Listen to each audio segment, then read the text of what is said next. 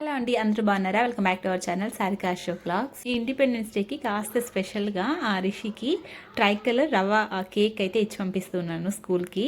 చాలా simple recipe and కాస్త స్పెషల్గా ఉంటుంది ఆ రోజు.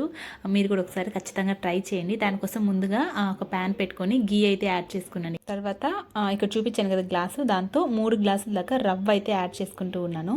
ఒకేసారి అయితే రవ్వ వేసుకొని లో ఫ్లేమ్లో ఆ పచ్చి వాసన ఏదైతే ఉంటుందో అది పొయ్యేదాకా నిదానంగా ఫ్రై చేసుకోవాలి. ఆ రోజు స్నాక్స్ బాక్స్లోకి రొటీన్గా కాకుండా కాస్త డిఫరెంట్గా ఇలా చేసి పెడితే పిల్లలు కూడా బాగా ఎంజాయ్ చేస్తూ తింటారు. లో ఫ్లేమ్లో ఫ్రై చేసుకున్న తర్వాత ఆ రవ్వనంతా వేరొక ప్లేట్లోకి ట్రాన్స్ఫర్ చేసుకోవాలి.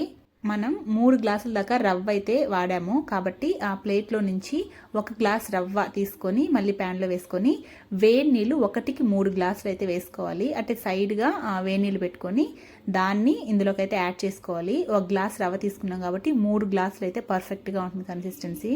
సో ఇలా కలుపుకుంటూ సిమ్లో పెట్టుకొని వాటర్ యాడ్ చేసుకోవాలి. ఉంటలు కట్టకుండా జాగ్రత్తగా చూసుకోవాలి. సిమ్లో పెట్టుకొని కలుపుకుంటూ ఉంటే కరెక్ట్గా ఒక 3 to 4 మినిట్స్లో రవ్వ అయితే ఉడికిపోతుంది. ఉడికిన తర్వాత మాత్రమే అందులోకి షుగర్ యాడ్ చేసుకోవాలి. నేను 1 గ్లాస్ రవ్వకి కరెక్ట్గా 1 గ్లాస్ షుగర్ అయితే యాడ్ చేస్తున్నాను. స్వీట్నెస్ మీకు బట్టి యాడ్ చేసుకోవాలి. కాస్త ఎక్కువగా తినే వాళ్ళైతే ఇంకాస్త పడుతుంది. నేనైతే 1కి 1 గ్లాస్ షుగర్ అయితే యాడ్ చేసుకొని మళ్ళీ ఒకసారి బాగా కలుపుకుంటున్నాను. ఇక్కడ నేను చెప్పిన కొలతలతో చేస్తే కరెక్ట్గా అదే కన్సిస్టెన్సీ అయితే వస్తుంది. 1 గ్లాస్ రవ్వకి 3 గ్లాసుల వేడి నీళ్ళు వేసుకోవాలి. అలానే 1 గ్లాస్కి 1 గ్లాసు షుగర్ అయితే యాడ్ చేసుకున్నాను. మీకు ఇంకొంచెం తీయగా తినాలి అనుకుంటే ఇంకాస్త అయితే పడుతుంది. అయితే 1కి 1 యాడ్ చేశాను ఇక్కడ. ఇలా ఉడుకుతూ ఉన్నప్పుడే కాస్త గీ కూడా యాడ్ చేసుకుంటే ఫ్లేవర్ చాలా బాగుంటుంది. ఆల్రెడీ మనం గీలోనే రవ్వనైతే ఫ్రై చేసుకున్నాము. మళ్ళీ కొంచెం అయితే గీ వేసుకుంటే చాలా టేస్టీగా ఉంటుంది తినేటప్పుడు. బాగా కలుపుకున్న తర్వాత నేను లైట్గా ఇక్కడ గ్రీన్ ఫుడ్ కలర్ అయితే యూస్ చేస్తూ ఉన్నాను. ఫస్ట్ అయితే గ్రీన్లో అయితే చేస్తూ ఉన్నాను. కొంచెం యాడ్ చేసుకొని మొత్తం కలుపుకుంటే గ్రీన్ కలర్ అయితే వచ్చేస్తుంది.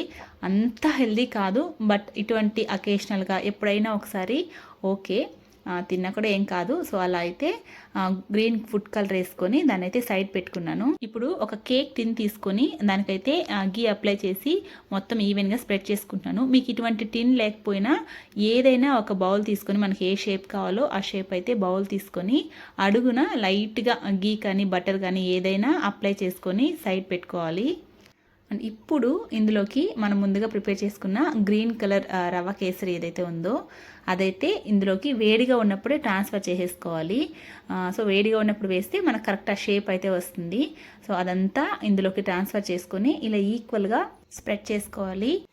సేమ్ ఇదే ప్రాసెస్లో వైట్ కలర్ ఆరెంజ్ కలర్ కూడా చేసి అయితే ఇదే విధంగా వేసుకోవాలి. ఆల్రెడీ మనం రవ్వనైతే ఫ్రై చేసి పెట్టుకున్నాం కదా, అందులో నుంచి మళ్ళీ ఇంకొక గ్లాస్ రవ్వ తీసుకొని 3 గ్లాసెస్ ఆఫ్ వేడి నీళ్ళు వేసుకొని కలుపుకొని సేమ్ ఇంతకు ముందుగా ఏదైతే ప్రాసెస్ చేసామో అదే ప్రాసెస్ చేసి, బట్ అక్కడ ఏంటంటే ఫుడ్ కలర్ యాడ్ చేసాం గ్రీన్ కలరు.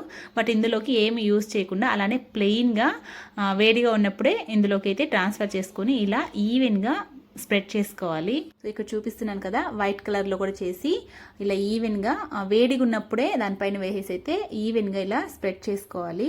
సేమ్ ఇదే ప్రాసెస్లో రిమైనింగ్ రవ్వను కూడా చేసుకొని, బట్ అక్కడ orange colour food colour use చేసుకొని కలుపుకొని దీనిపైన వేసుకొని ఈక్వల్గా స్ప్రెడ్ చేసుకోవాలి. నేను చెప్పిన కన్సిస్టెన్సీతో చేస్తే పర్ఫెక్ట్గా వస్తుంది. అంటే మరీ ఎక్కువ నీళ్ళుగా కాకుండా గట్టిగా కాకుండా కరెక్ట్ పర్ఫెక్ట్ కన్సిస్టెన్సీ అయితే వస్తుంది. ఖచ్చితంగా ఒకసారి ట్రై చేయండి.